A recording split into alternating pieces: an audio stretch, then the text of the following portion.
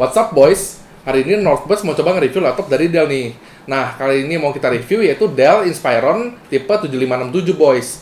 Kita sekarang mau nge-review laptop ini karena udah banyak juga nih dari kalian yang nge-request kepada kita komen di video-video sebelumnya buat kita review laptop ini. Dan juga kalau misalnya kita ngomongin GTX 1050 Ti, di pasar sekarang ini yang bisa menyuguhkan 1050 Ti itu yang paling murah yaitu Inspiron ini, karena harganya ini cuma 15 jutaan. Apalagi yang kita tahu nih, laptop-laptop dari Dell atau biasa produk-produk dari Dell itu harganya lebih mahal sedikit dibanding kompetitor-kompetitornya yang lainnya. Nah, kenapa sih sebenarnya Dell itu bisa memberikan 1050 Ti di harga yang cuma 15 jutaan? Kita bakal bahas sedikit nih boys. Langsung aja kita lanjut ke spesifikasinya. Untuk prosesornya udah pakai i7 7700HQ yang udah paling baru standar sih. Untuk GPU-nya sendiri juga udah pakai GTX 1050 Ti yang 4GB seperti yang saya bilang tadi. Nah, kendala sedikit ini di RAM-nya ya boys, karena RAM-nya ini baru 8GB. Dan juga ada sedikit kendala di storage-nya nih. HDD-nya itu baru 500GB. Itu sangat disayangkan. Cuman udah ada SSD juga sih boys di 128GB. Layarnya juga ya masih layar TN gitu ya. Dari segi warna dan segi sisi lihatnya itu ya agak sedikit kurang lah. Kira-kira gitu aja untuk spesifikasi ringannya. Yuk kita lanjut unboxing boys. Nah, yuk sekarang kita mulai unboxingnya aja.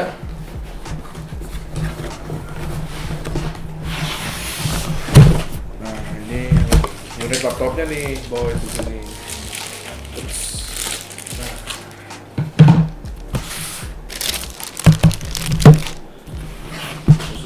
Isinya standar lah, cuma ya biasa pakai tas gitu.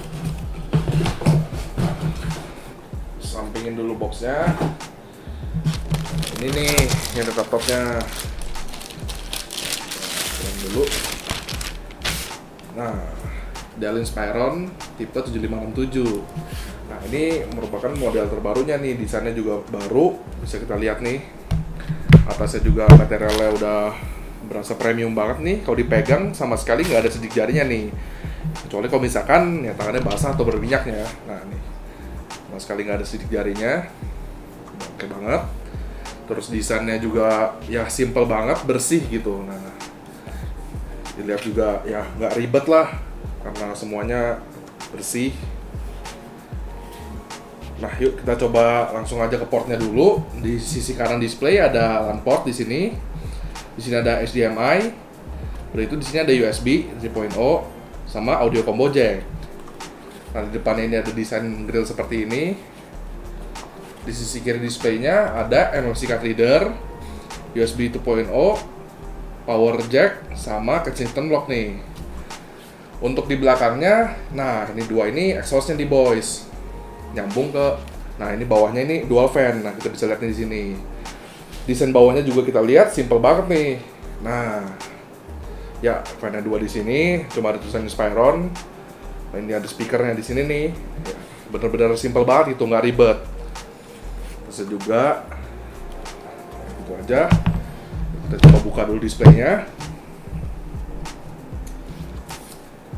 Nah, displaynya ya standar tadi, Full HD, TN layarnya. Nah, ini dalamnya juga materialnya metal gitu sih boys, udah berasa premium banget lah.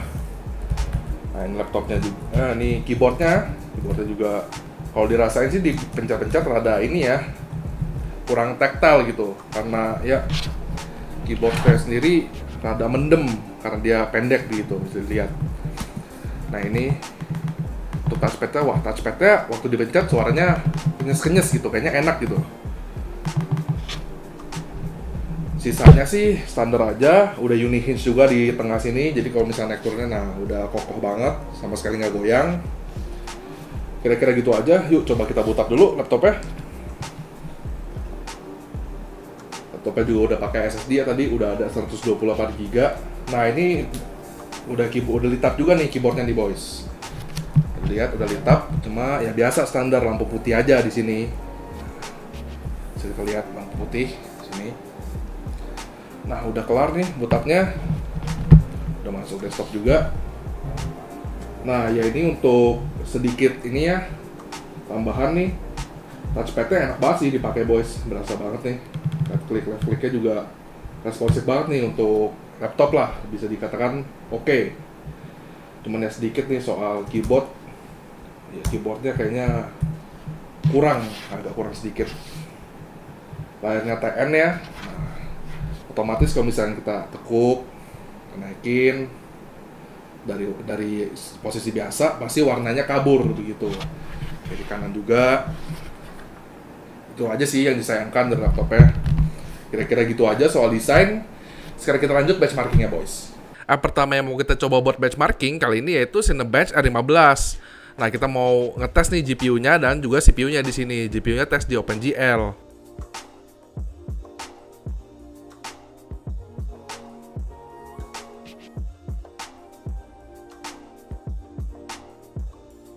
Ya, resultnya udah keluar nih, boys. Untuk OpenGL-nya dapat 74,27 fps dan CPU-nya 696.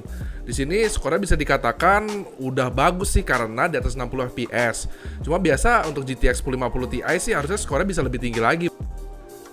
Nah, boys, sekarang kita lanjut nih ke benchmarking app yang kedua, yaitu Benchmark Valley. Di sini kita mau ngetes seberapa kuat sih 1050 Ti ini ngangkat partikel-partikel di settingan ekstrim yang diberikan app ini.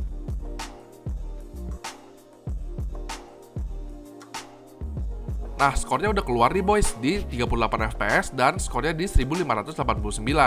Kalau kita ngomongin fps di 38 ini udah termasuk oke banget sih, boys, karena di atas 30 tuh udah termasuk mantep banget. Apalagi di settingan ekstrim yang diberikan app ini. Sekarang kita mau ngetes di Heaven DX11, boys.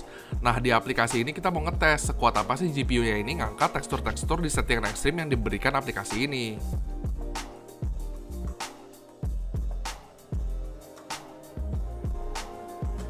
Nah, FPS-nya udah keluar nih, boys. FPS-nya di 45,5 dan skornya di 1147. FPS 45,5 ini bisa dikatakan cukup bagus, boys, karena udah ada peningkatan signifikan dibanding GPU seri sebelumnya, yaitu GTX 1050. Nah, yang terakhir kita mau ngetes nih di Geekbench untuk ngetes seberapa kuat sih processing power dari laptop ini. Tadi kita udah ngetes dan ini skornya udah keluar, boys. Single core-nya di 4143 dan multi core-nya di 11757. Kalau bisa dikatakan single core-nya sih udah oke, cuma multi core score-nya nih ada sedikit perbedaan dibanding prosesor yang sama di Acer Five 15 yang udah kita tes sebelumnya, yaitu 13.000. Agak sedikit turun nih di sini, boys. Yuk, sekarang kita mulai benchmark gamingnya nih, boys. Nah, game pertama yang mau kita coba mainin yaitu GTA 5. Nah, settingan di sini nih bisa kita lihat di sini udah kebanyakan very high. Ada beberapa yang high aja. Ini settingan default dari Nvidia sendiri. Nah, yuk kita mulai benchmarknya.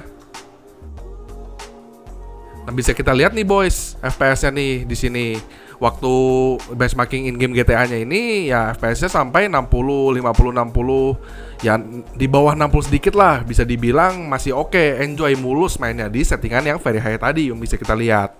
Nah, sempat turun ke 40 nih tadi pas tabrakan itu, ya wajar lah dikit turun ke 40, sisanya masih di 60-an. Bisa dikatakan oke lah buat GTA-nya ini. Ya, lanjut ke game selanjutnya nih, boys. Nah, game kedua yang mau kita review kali ini yaitu Overwatch. Bisa kita lihat nih settingannya di sini. Ya, kita pakai settingan preset Epic, boys. Nah, bisa kita lihat. Harusnya sih ya udah kuat banget lah ngangkat 1050 Ti kalau Overwatch di Epic ini. Nah, kita lihat ya, waktu biasa nembak-nembak dikit, FPS di sekitar 60-an, 70. 60 lebih lah ya. Hampir 70 nggak nyampe. Nah, tembak-tembak di 60-an. Jadi katakan mulus lah, enjoy buat main Overwatch nih. Nah, sekarang kita lihat nih waktu coba ngeluarin skillnya. Di sini kita pakai Orisa ya. Skillnya udah coba dikeluarin semua. Ya, FPS-nya masih bisa dikatakan 60-an lah, 60-an, 50. Di bawah 60 sedikit lah, masih mulus nih dipakai waktu buat keluarin skill segala macam. Udah oke lah, boys. Nah, game selanjutnya yang mau kita tes kali ini yaitu Witcher 3, boys. Game yang notabene banyak orang pakai buat benchmark. Nah, settingan pertama kita mau setting grafiknya di medium. Di medium ini waktu diem dapat sekitar 50-an. Begitu mulai action nih main ya sempat turun ke 40 dikit lah. 49, 48, rata-rata masih kuat ngangkat medium. Nah, yuk sekarang kita coba naikin settingannya ke high nih, boys. Kita lihat seberapa kuat sih ngangkatnya nih. Nah, sekarang kita udah masuk settingan high. Bisa kita lihat nih, udah ada perbedaan yang lumayan mencolok di sini. FPS-nya itu cuman di sekitar 30-an, boys. 30-an ya, rata-rata 30-an lah. Mungkin waktu ada action lawan musuh bisa turun ke 30-an, 20, 30-an. Kira-kira gitu aja sih buat high. Nah, yuk sekarang kita coba tarik ultra nih, boys, di Witcher 3. Kita lihat nih segimana FPS-nya, murder apa enggak. Ya, nah saat berkuda, jalan-jalan malam hari, udah turun ke 20-an nih. Bisa dikatakan belum begitu kuat lah ngangkat Ultra Witcher 3. Kira-kira gitu aja untuk benchmark Witcher-nya. Kita lanjut ke game selanjutnya, boys. Game terakhir yang mau kita benchmark di sini yaitu Rise of the Tomb Raider. Kita mau tahu seberapa kuat sih ini 1050 Ti ngangkat game ini. Bisa kita lihat nih, di sini settingannya rata-rata high ya, boys. Nah, di sini peningsinnya salju-salju nih, efeknya gede, partikelnya banyak. FPS-nya ini kuat di sekitar 40-an, turun ke 30-an, 40-an. Bisa dibilang lumayan sih, boys. Gak parah banget, cuman ya gak bener-bener mulus, gak 60 FPS begitu, boys. Nah, kira-kira gitu aja buat kita gamingnya. Kita udah tadi beres benchmarking, udah beres gaming juga. Bisa dibilang ya buat gaming udah mantep lah. Nah, ini sekarang giliran saya memberikan sedikit opini lah secara personal untuk laptop ini. Yang sangat disayangkan buat saya nih, di sini keyboardnya deh, sedikit keyboardnya karena masih kurang tactile, kurang kenyes gitu. Agak pendek, jadi di situ sedikit minus. Lanjut lagi ke palm rest-nya di boys. Nah, bisa dilihat nih, palm rest-nya ini jaraknya sama bahkan sama keyboardnya nih. Bisa dibilang agak jauh ya. Otomatis waktu kita main, nah di sini agak sedikit terganggu nih. Untuk anda semua yang misalkan tangannya besar atau misalkan ya mainnya posisi seperti ini, pasti agak kurang nyaman. Karena desainnya ini bisa kita lihat agak tajam boys di sini. Nah, agak tajam di sini. Otomatis waktu kita main ya, tangan kita di sini tuh agak terganggu nih, kegores-gores di sini. Nah, otomatis bikin kita ngerasa kurang nyaman begitu. Kalau kena ujungnya di sini. Begitu. Balik lagi ke layar, seperti yang udah saya tadi bilang, layarnya itu masih TN. Ya begitulah, kurang nyala begitu layarnya dibanding layar IPS. Naik turun dari sisi-sisi lain, kiri kanan atas bawah tuh agak kurang nyala. Redup, warnanya berubah, kira-kira begitu.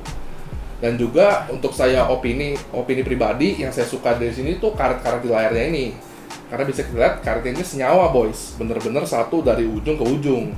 Karena pengalaman saya pakai laptop sebelumnya tuh karet-karetnya kan cuman ada di sekitar sini atau sini, sedikit-sedikit itu yang rawan copot atau rawan rusak. Dibanding ini yang full begini nih, kelihatannya sih nggak bakal rusak sih boys. Dari desain kira-kira gitu aja, udah oke lah. Saya bilang, cuman nih dari segi performa saya mau ngomongin sedikit. Karena kemarin kita baru aja nge-review Acer VX15 792D yang kira-kira jeroannya tuh mirip lah. Udah pakai GTX 1050 Ti juga, cuma bedanya yang ini RAM-nya 8GB, yang Acer itu RAM-nya 16GB. Cuman saya bisa merasakan ada sedikit perbedaan gitu di performanya, karena kita juga udah ngetes kemarin. Di sini untuk Dell Inspiron ini agak kalah sedikit performanya, karena kita udah ngetes juga di Cinebench. Itu kemarin dapat OpenGL-nya dapat 80-an, FPS-nya di sini cuma 70-an. Dan kita udah tes juga di GTA-nya, GTA 5 ya kita udah tes di sini. Tadi FPS-nya waktu benchmarking cuma dapat sekitar 60-an, 50 sampai 60. Begitu kita tes yang kemarin itu Acer sempat dapat di 70 sampai 80. Jadi ada jelas ada jarak begitu dibanding laptop ini dan Acer VX15 yang kemarin udah kita review boys. Jadi ya kira-kira gitu aja sih untuk laptop ini. Dell Inspiron seri 7567 ini kalau misalkan kita bilang udah oke banget buat gaming, cuma ya gitu. Balik lagi karena Dell ini cuma ngasih harga 15 jutaan, kita udah bisa dapat 1050 Ti. Mungkin di situ ada sedikit ya kalah lah dibanding kompetitornya yaitu Acer VX15 yang harganya di 17 jutaan. Beda 2 juta mungkin ada sedikit perbedaan performa. Ya kira-kira gitu aja boys review dari kita buat Dell Inspiron tipe 7567 ini. Jangan lupa di like videonya, di subscribe ke channelnya, di share juga ke teman-teman semua. Dan kalau misalkan ada request buat kita nge-review gadget-gadget lainnya atau misalkan teknologi-teknologi lainnya, boleh komen di bawah. Kira-kira gitu aja. Saya Bola dari North Boys, signing out.